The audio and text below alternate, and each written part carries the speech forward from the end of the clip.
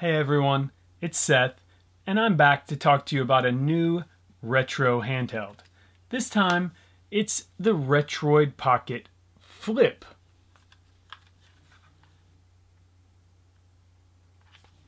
The new clamshell device from Retroid. Is it the perfect retro handheld for you?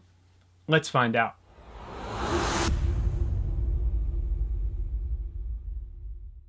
Now here are the specs as provided by Retroid. Most of them are the same as the Retroid Pocket 3 Plus, although it does have a larger battery. And here you can take a look at all of the buttons, inputs, and other features of the outside of the Flip. It is available in several different colors with a price ranging from $159 to $164 depending on which color you prefer. This is the 16-bit US colorway of the Flip, and I am quite happy with how it looks. I will take a quick look at the exterior. If you want more details, you may want to check out my first impressions video, which you can see right up there. On the left, you've got your TF slot. On the right side, your volume rocker, which, as I mentioned, is a little bit more recessed and not as easy to accidentally click. On the bottom, you've got your power and, of course, your headphone jack. On the rear, there are the speakers, which, of course, we would like to have in the front, as well as the air intake and the air vent. Across the top is where most of the magic happens. There is the new hinge, since this is the first clamshell Retroid device. And that hinge does seem to work well. It's tight enough to feel solid and not flop around, but not so tight that it's difficult to open. It is smooth and it catches right there. That's the extent of how far you can open the screen. Additionally, across the top, of course, you have some buttons, your L1 and R1, and more importantly, the new analog shoulder triggers L2 and R2. Which I will talk more about later in this review. In addition to that, you've got an M1 and an M2, which replace the single home button. They are configurable, so you can set those to do pretty much whatever you want. There's the USB-C and the micro HDMI out. Overall, I really like the look and the finish of the Flip. It fits well in your hand. It's easy to grip or carry around. And certainly, in my opinion, easier to slip into your pocket than previous devices. Now, once we've got it open and turned on, the first thing I notice is that the D-pad is definitely different than the Retroid Pocket 3 and 3 Plus, and I really like the way it feels. The analog sliders also work well, and yes, they are sliders instead of sticks. However, they are clickable, and again, I've had no issues with them in games. The buttons have also seen some updates.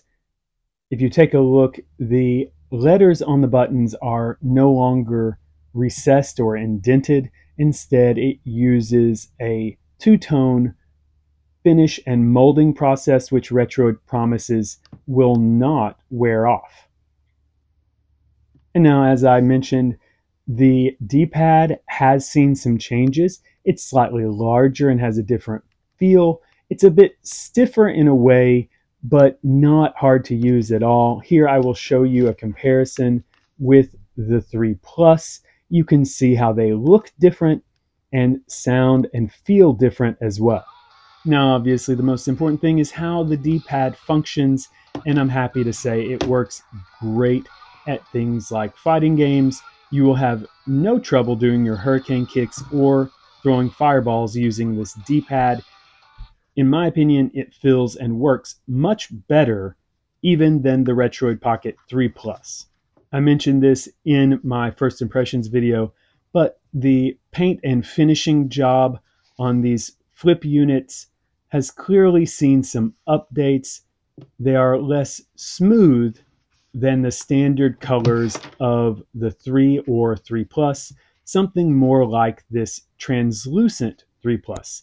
Not quite as textured, but much, much more so than the very smooth 3 Plus 16-bit or non-translucent editions. If you're curious about a size comparison, this is what it looks like beside a Retroid Pocket 3 Plus. You can see it is considerably thicker due to the clamshell, but it is much less wide and almost exactly the same height. With that out of the way, let's talk some about the software updates on the Flip. This is the new and updated version of the Retroid Launcher. I do find it works much better now. It's more full feature and, in fact, I would say feature complete. I do have some small complaints like this. I do wish it would search for all of your game artwork when it syncs the games in rather than when you display them.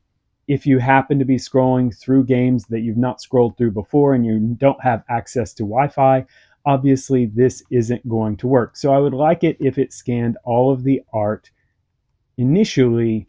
However, it does now let you configure everything that you would want to configure in a launcher.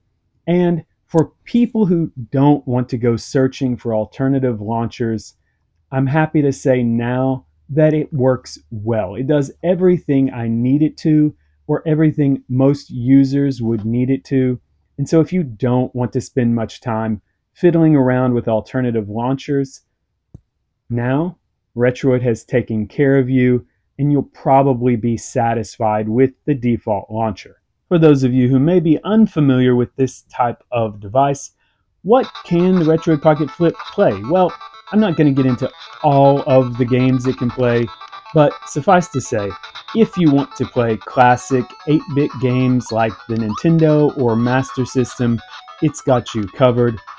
Of course, 16-bit games like, say, Demon's Crest on your Super Nintendo, or whatever happens to be your favorite Sega Genesis or Sega CD game will play absolutely fine on the Flip. Even better, your 32-bit systems like the Sega Saturn play great. Obviously, that means that PlayStation games are also running perfectly on this device. In fact, you can happily upscale them and run them at higher resolutions than was originally intended. The same holds true of the Nintendo 64, which runs great straight out of the box. Dreamcast will also play perfectly and upscaled, as well as with a lot of widescreen hacks, and that holds true for many of the 3D systems that you might want to emulate.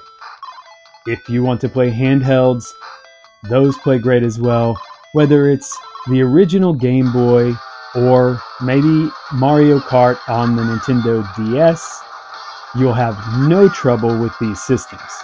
PlayStation Portable also works great, with many games upscaling to 3 or 4 times their original resolution. You can also play pretty much any 2D arcade game from your childhood, like maybe NBA Jam Tournament Edition. The Flip only really starts to reach the limits of its abilities as an emulation device when it comes to things like PlayStation 2. Although I will say it can run many games in the PlayStation 2's library quite well with just a few tweaks. However, you should know it will not run all of the games well. The same holds true for things like the Nintendo GameCube, where many games work great, but you will find several that are just not what I would consider playable. Now, as the Flip features the same chipset as the Retroid Pocket 3 Plus, I'm not going to go into much more detail about what it can emulate or how it performs. If you're curious, you can check out my 3 Plus review or any of my individual system guides, which you can find on my channel. If sometimes you don't want to play in handheld mode, you'll be happy to know that the Retroid Pocket Flip does support TV out and has many options, including screen mirroring like this, where you can see everything on both screens, or of course, you can conveniently turn that off if you just want to play on the TV with the flip closed. And yes, it will continue to output to the TV with the screen closed. You will need a micro HDMI to HDMI cable, and although the resolution is limited to 720p, the same as it was on the 3 Plus, I do find that the picture quality looks great, even sent to something like my 50-inch 4K, which you're seeing here. The Flip also supports Bluetooth, so you can connect several controllers if you'd like, and get some multiplayer gaming out of it sent up to your big screen TV. One of the key new features of the Flip is the addition of these analog triggers, which are rare to find in any retro handheld, much less one at this price point. I did test them using several different emulators and found that they feel and look great. I was able to control the speed of the throttle here in Sega Rally 2 on the Sega Dreamcast, and it felt just like I was playing it on a Dreamcast controller. They also work great on Super Mario Sunshine for controlling the action of your water nozzle, so that you can either run around while you spray or be stationary and control the angle of the spray. And that's something you simply couldn't do correctly with the 3 Plus or most other retro handhelds. The other key new feature of the Flip is the addition of active cooling with a fan intake and exhaust, as well as being paired with a slightly larger battery. So I wanted to test both of those things, and this is how I did it. I allowed Sly Cooper on the PS2 to play with the screen panning constantly. Brightness was also set to maximum with Wi-Fi and Bluetooth turned on, and as you can see here, with the fan off, temperatures were spiking up above 73 degrees Celsius, which is fairly warm. With the fan set to smart, temperatures were about 5 degrees lower, typically around 67. In my testing, I got 3 hours and 55 minutes out of the battery with the fan off, and 3 hours 43 minutes with the fan set to smart running PS2. So not a huge decrease in battery life.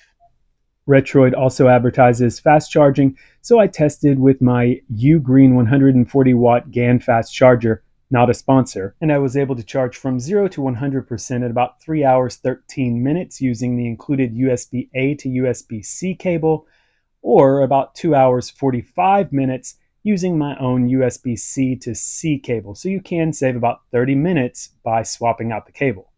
So then, should you buy the Flip? Well, it depends on a few things. Of course, just like the 3 Plus, you're going to get great performance at this price point. Now, there are a few key differences with the Flip.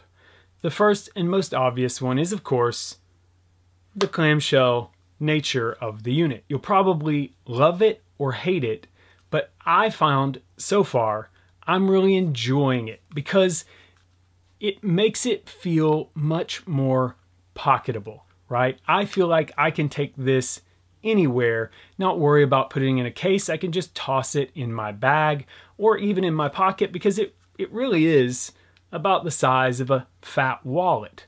So the portability factor is, I think, higher than with the 3 Plus, and I can see this becoming my travel handheld, while the 3 Plus is the one that I might use at home.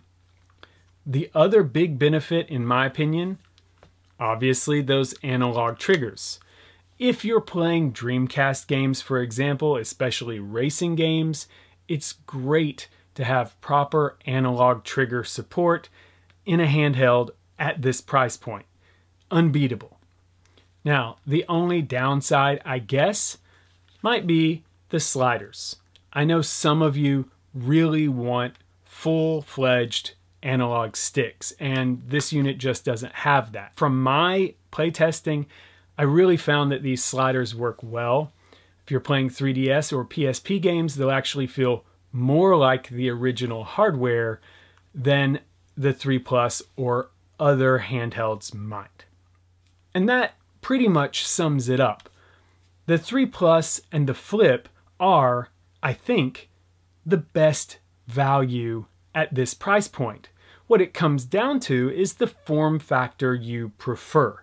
Either way, you're going to get a great handheld at a great price. And I am happy to recommend the Flip to anyone who thinks that they're interested in it.